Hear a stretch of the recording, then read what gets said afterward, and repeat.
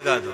मैंने बहुत समय पहले मैंने परम पूज्य परम वंदनीय परम शिव कथाकार हमारे दयागिरी बापू के मुख से मैंने एक कथा सुनी थी, मुझे अभी याद आ रही। उसके पास कोई किसान आया था, उसको आम का पूरा खेत था, पूरा उसका जंगल था आम का, लेकिन किसी को आम नहीं आता था। तो उसने कह दिया स्वाभाविक कि एक काम करो, आप जो आपका पूरा आम का जो पूरा बाग है आम वृक्ष का, चारों तरफ बिल वृक्ष लगा दो। उसने, इस किसान ने चारों तरफ बिल वृक्ष लगाए। तो बहुत समय बाद वो मिलने के लिए आया और कहा कि सभी जो वृक्ष है उसको आम लगने लगी है, क्योंकि वृक्ष के लिए औषधि है। और कहीं भी वृक्ष, कहीं भी जो नहीं होता तो उसके आसपास कोई बिल वृक्ष लगा दो तो वृक्ष आप यहाँ पे बड़ा होने लगता है। इनमें बहुत ऊर्जा है, इसमें बहुत सारी ऑक्सीजन देने की क्षमता है, प्राण देते हैं, वातावरण को पवित्र सुगंधित करते रहते हैं वृक्ष। इसलिए तो शिवपुराण में उसकी महिमा है। और हम तो कम जानते हैं, लेकिन जो आयुर्वेदिक शास्त्र को जानते हैं ना, उसके पास तो बिल वृक्ष की बहुत बड़ी महिमा रहती है, बहुत सारा प्रयोग रहता है। और हमारे जो इंग्लैंड में रेडिंग में परम शिव भक्त अतुल भाई रोज मुझे कहते रहते हैं कि बापू सूखी हुई कि बिल वृक्ष ने कोई एक लकड़ी हो सूखी, उनसे दीप प्रज्वलित करो। ऐसी बहुत सारी महिमा मुझे बहुत प्रयोग सा भी है। पहले तो मैं कथा करने के लिए जाता था तो घर से बिल वृक्ष की लकड़ी लेकर जाता था, पूरा थैला भर कर जाता था, है ना, साथ में रखते थे हम बिल वृक्ष की सूखी हुई लकड़ी सभी, उससे मैं यज्ञ करता था। अभी सब ये कोरोना के कारण सब क्रम टूट गया हमारा, नकर घर से हम लेकर निकलते थे, सभी समेत घर से लेकर और लकड़ी सब कुछ तैयार करके निकलते थे ना, क्योंकि अजमान के वहां जाने के बाद बार बार कुछ मांगना न पड़े। लेकिन यहाँ तो मेरे सुरेश भाई घर के बहुत भगवान की कृपा है, मांगो उससे ज्यादा मिलता है, कोई कमी नहीं रहती। लेकिन कहीं कहीं अव्यवस्था होती है, 2-3-4 दिन के लिए यज्ञ की सामग्री हमारे पास रहती है, 2-3 दिन के लिए भोजन का सीधा सामान भी साथ में रखते हैं, क्योंकि 9 दिन में हमारा गांव दुनिया बदलती रहती है, तो हम सारी सुविधा को साथ में रखते हैं, 2 ट्रक साथ में रखे। तो ये बिल वृक्ष मानव जात के लिए बहुत सबसे बड़ा आशीर्वाद है। इसलिए जो गांव में कथा सुनते हैं उसको सबको मेरी प्रार्थना, लगाओ आज बिल वृक्ष आपके आंगन में, आज ही लगाओ, उसको दीप प्रज्वलित करो। हम तो जहां कथा करने के लिए जाते थे वहां बिल वृक्ष लगा कर ही आते हैं। ये बिल वृक्ष की महिमा है ना। जो कोई मानव आदर के साथ बिल वृक्ष का दर्शन करे, बिल्वाष्टक में भी ये बात कही है ना, स्पर्श करे कोई, उनके लिए बहुत महिमा बताई है। अघोर पाप संहारम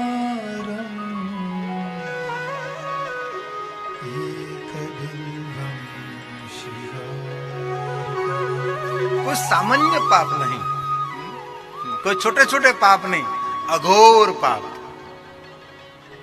जिन मानव को अघोर पापों में से मुक्त होना, उनके लिए बिल वृक्ष को स्पर्श करे, बिल वृक्ष का दर्शन करे, अघोर पाप में से वो मानव मुक्त हो सकता है। ये पूरा अष्टक है ना, 8 पंक्तियों के द्वारा। इसमें पहला तो सबको कंठस्थ है ना, त्रिदलम वाला, तो हर कोई बोलता है कि पाप में से मुक्त कराने वाला ये बिल्वपत्र है, महादेव को अर्पण कर। एक पर्ण में ब्रह्मा, एक में विष्णु और एक में महेश रहते हैं, शिव रहते, शंकर भगवान रहते हैं। और ये जो थोड़ी सी दंडी है ना, इसमें लक्ष्मी जी निवास करती है। इसलिए जड़मूल में से दंडी को नहीं निकाल देना, थोड़ी सी रखनी चाहिए। जो गांठ है उसको छेदन कर दीजिए। और गांठ का नियम भी है, हाथ से तोड़नी चाहिए, ये नियम है, कातर से नहीं, कैंची से नहीं, कैंची कहते हैं ना, इससे नहीं, नखून से तोड़ने चाहिए, क्योंकि इसमें से रस निकलता है। रस निकलने से आपको नखून के द्वारा आपको ऊर्जावंत कर सकता है। ये बहुत बड़ा विज्ञान है। हमारी पूरी पूजा पद्धति ये सबसे बड़ा मनोविज्ञान है, वो अंधश्रद्धा नहीं है। ये आयुर्वेदिक के साथ जुड़ी हुई सभी बातें हैं। इसलिए हाथ से तोड़कर बिल्वपत्र भगवान को उल्टा अर्पण करे, लिंग को एकदम से उल्टा लगता है, ऐसे अर्पण करें। और ऐसे अर्पण करें, हम पकड़ कर नहीं, ऐसे अर्पण करें। जिनको मालूम नहीं कोई बात नहीं, जैसे करते हो वैसे करो, लेकिन ये तो मैं एक उपाय दिखा रहा हूं, कैसे कर सकते हैं आप। 1 बिल्व पत्र, 3 बिल्व पत्र, 5 बिल्व पत्र, 9 बिल्व पत्र, 11 बिल्व पत्र, जरूर 108। लेकिन एक बात कान खोलकर याद रख लीजिए, स्पष्ट कहा कि जो बिल्व वृक्ष की सेवा करते हैं उनको बिल्व वृक्ष लेने का अधिकार है, और बिल्व वृक्ष के पास से आज्ञा लेनी पड़ती है कि हमारे मंगल के लिए ये बिल्व वृक्ष देव आपके पास से पर्ण लेकर अब महादेव को अर्पण करना चाहते हैं, हमारे मंगल के लिए, हमारे स्वार्थ के लिए। और आजकल लोग क्या करते हैं मालूम नहीं, शिवरात्रि, महाशिवरात्रि और पवित्र श्रावण मास में बिल्व वृक्ष की हत्या करते हैं लोग। और पुराण में कहा एक एक पर्ण, जो 3-3 पंखड़े वाला पर्ण, उसको ही तोड़ना चाहिए। टूटा फूटा, कीड़े मकोड़े, खड़ा हुआ, ऐसा ये कोई नहीं, सबको छोड़ दीजिए। 3 पंखड़े वाला उसको तोड़ो, कोई नुकसान न हो वैसे तोड़ो। तो लोग क्या करते, डाली से डाली काट काट कर बिल्व वृक्ष को खत्म कर देते। ये हमारी परंपरा नहीं, और हम हमारे स्वयं के, हमारी मानसिकता की बात कर, तो हमारे लिए सिर्फ, तुम्हारे लिए, आपके लिए नहीं है। मैं कभी अपने हाथ से बिल्व पत्र नहीं तोड़ता और कभी चढ़ाता भी नहीं। क्यों? क्योंकि शिव पुराण में कहा महादेव स्वरूपम बिल्व वृक्ष, इस स्वयं वृक्ष महादेव का स्वरूप है, तो वहां से तोड़कर यहां क्यों चढ़ावे। जैसे कबीर साहब ने कहा कि पत्थर पूजने से भगवान मिले तो पूजू मैं पहाड़, ऐसी बात हुई। लेकिन आप कर सकते, मैं कोई विरोध नहीं करता, लेकिन पहले बिल्व वृक्ष की सेवा करनी पड़ती है। कहीं कहीं लोग मानता करते हैं ना, हम 1.25 करोड़ बिल्व पत्र महादेव को चढ़ाएंगे। अरे पहले लगाओ बिल्व वृक्ष, बाद में 1.25 करोड़ चढ़ाओ, 1.25 लाख चढ़ाएंगे, पहले लगाओ, पेड़ लगाओ, बाद में चढ़ाओ। इसलिए शिव महापुराण में, और मेरे पास एक दूसरा ग्रंथ है इनमें, उन्होंने स्पष्ट कहा है महादेव को चढ़ाने से ज्यादा फल बिल्व वृक्ष की सेवा से मिलता है।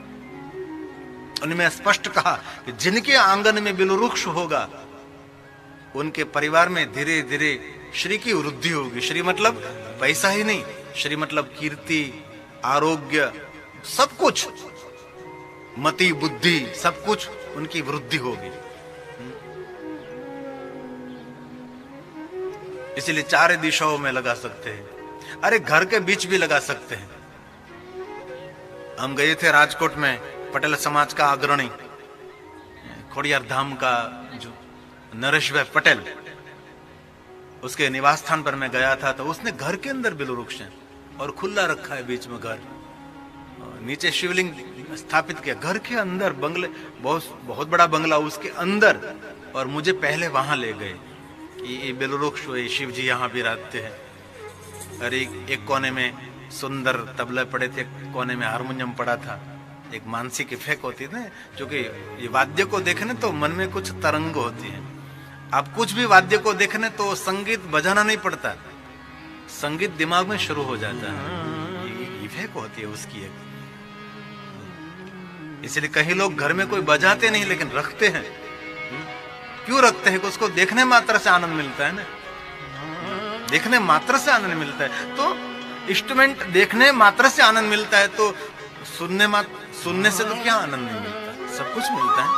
और एक बात कहूं, जिनको संगीत की विद्या मिली है ना, वो माला माल है, सारी दुनिया उनके नीचे है। भले उनके पास धन नहीं होता बहुत, क्योंकि कदर करने वाले लोग कम होते हैं, लेकिन सबसे ऊंचाई तो उनको ही मिलती है।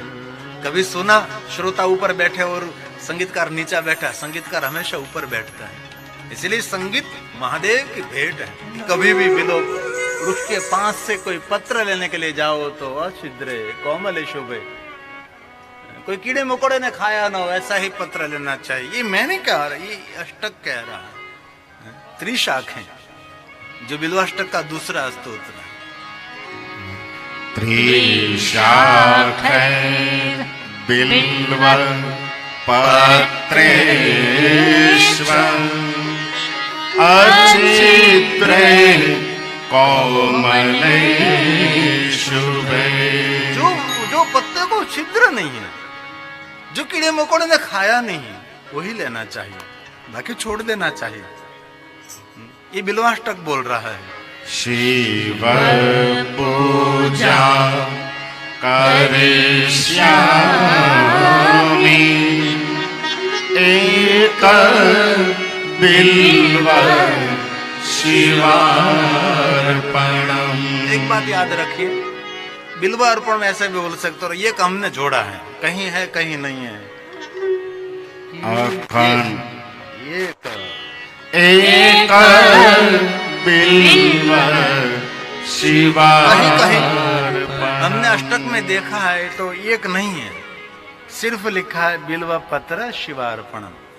लेकिन कहीं जगह पर हमने देखा लगा है कि एक तो हमने एक रख लिया, क्योंकि एक एक ही पत्र चढ़ाते हैं ना, इसलिए एक बिल्व पत्र महादेव को हम अर्पण करते हैं।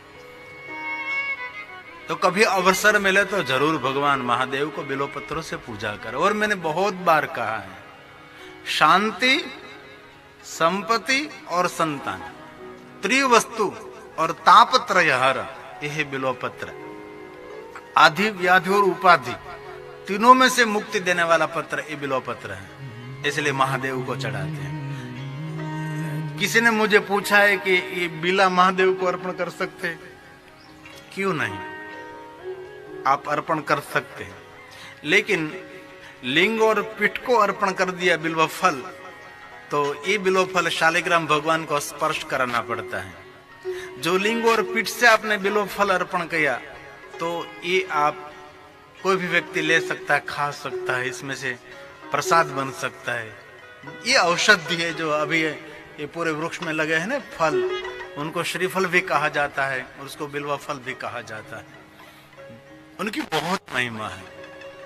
हम बहुत समय पहले ऊना के पास एक धोकड़वा गांव है, वहां गणेशपुरी जी महाराज रहते, अन्नपूर्णा आश्रम, हमारे परम शिव भक्त महात्मा है।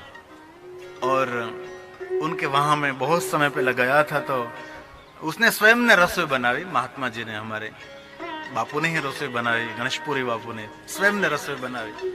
और हम भोजन करने के लिए दोनों बैठे पूज्य बापू के साथ, तो उसने सुंदर मुझे एक आचार दिया। तो ये बिला छोटे छोटे बिला का था, छोटे छोटे बिले होते हैं ना, वो नमक में भिगो देते हैं, इसमें थोड़ी हल्दी डाल देते हैं और बहुत समय के बाद रहने के बाद उनको निकाल लेते हैं और धूप में सुखा देते हैं।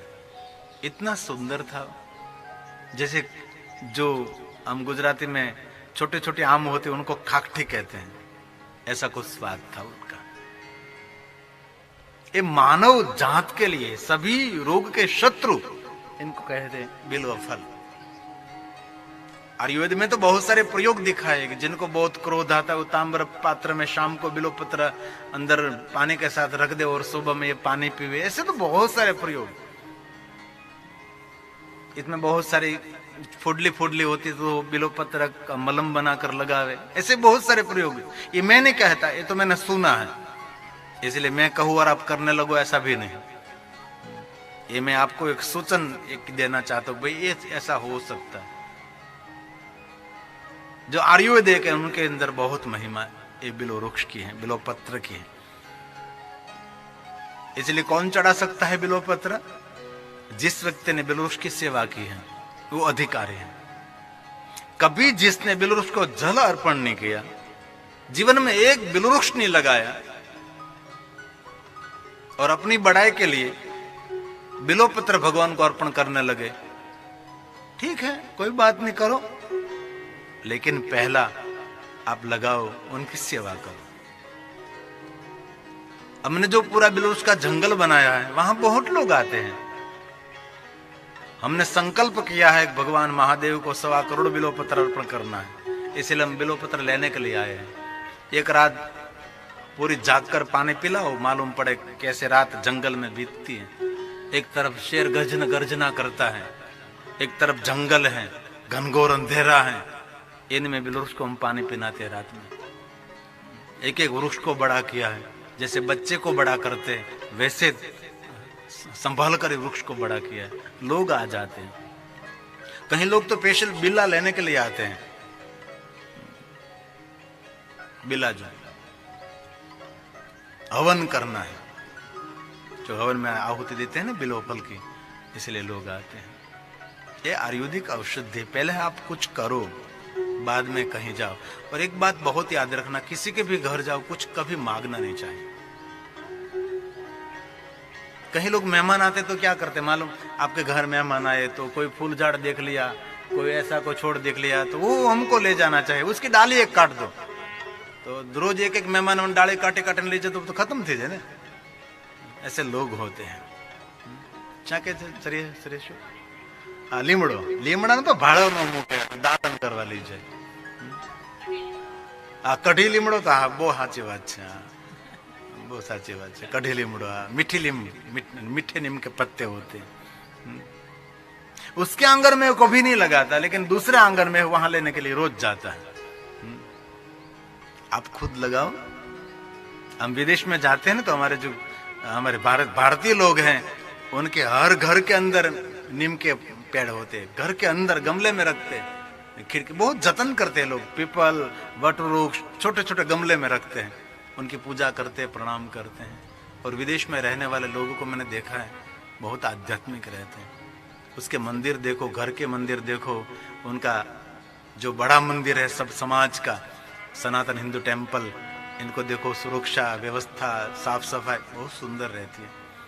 और बहुत लोग मंदिर जाकर भगवान की प्रार्थना, समूह मिलते, समूह प्रार्थना, बहुत अच्छे लोग होते हैं विदेश में। तो ये बिल्वाष्टक में गाया है, अखंड बिलोपत्र, टूटा हुआ नहीं, महादेव को अखंड बिलोपत्र अर्पण कर, ये बिल्वाष्टक बोल रहा है। अखंड बिल्व पत्रेण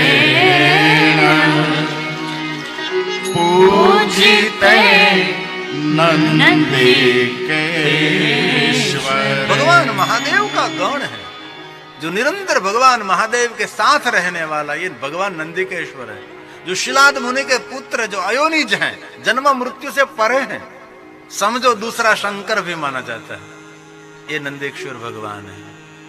यहां जो कथा पहुंची ने, आशीर्वाद भगवान नंदीकेश्वर का है, नंदीनाथ का है, नंदीकेश्वर भगवान। भगवान महादेव जब भवानी को कथा कहे तब नंदीश्वर सुनता रहते कथे, और महादेव तो कहते भवानी को सुनते, नंदी भगवान, नंदीश्वर भगवान सनत कुमार को कथा का, सनत कुमार व्यास जी को कहे, व्यास सूत को पढ़ावे, और कथा का क्रम चलता है। ये भगवान नंदीकेश्वर है। उसने भी बिलो पत्रों से महादेव की पूजा की। ये बिलवाष्टक में भगवान नंदीकेश्वर के नाम और उनको याद करके स्तोत्र का गायन किया है। और आगे शुद्ध्यन्ते सर्व पापेभ्यो एक बिल्व शिवार्पणम्। एक बिल्व शिवार्पणम्। कहीं लोगों का प्रश्न है कि सोमवार के दिन बिलोपत्र नहीं तोड़ना चाहिए, नहीं तोड़ना चाहिए। मैंने सुना नहीं, लेकिन लोग कहते हैं नहीं तोड़ना चाहिए। तो आपका मन जो ना कहता है तो नहीं तोड़ना चाहिए, लेकिन एक बात की सख्त मना है, संध्या के बाद बिलोपत्र नहीं तोड़ सकते। बिलोपत्र नहीं, कोई भी वृक्ष के फल भी नहीं तोड़ सकते, कोई पुष्प भी नहीं तोड़ सकते संध्या के बाद। तुलसी भी नहीं, कभी नहीं। संध्या के बाद कभी वृक्ष को कोई सताया नहीं जाता। और मेरी मानसिकता में आप तक पहुंचाने का प्रयास करता हूं, ठोसना नहीं चाहता, सिर्फ सुनाता हूं। मैं मेरे हाथ से कभी पुष्प तोड़ता नहीं, कभी नहीं। कोई वृक्ष का पान भी नहीं। कहीं जगह पर कोई वृक्ष काटता है तो वहां मैं खड़ा नहीं रहता हूं, वहां से भाग जाता हूं। क्योंकि हर व्यक्ति को वृक्ष को प्रेम करना चाहिए। वृक्ष लगाओ, बाग बनाओ, जलाशय बनाओ, पक्षी के लिए जल की व्यवस्था करो। फालतू कार्य में पड़े लोग। फलानी वृक्षा वृक्ष की बहुत महिमा है। नमन्ति गुणिनो जना। कितनी बड़ी बात की, कितनी बड़ी बात। गुणीजनो नमन्ति वृक्षः वृक्ष देवो भव नमः। शुष्क काष्ठश्च मूर्खश्च शाबाश न शाबाश। नमन्ति कदाचन।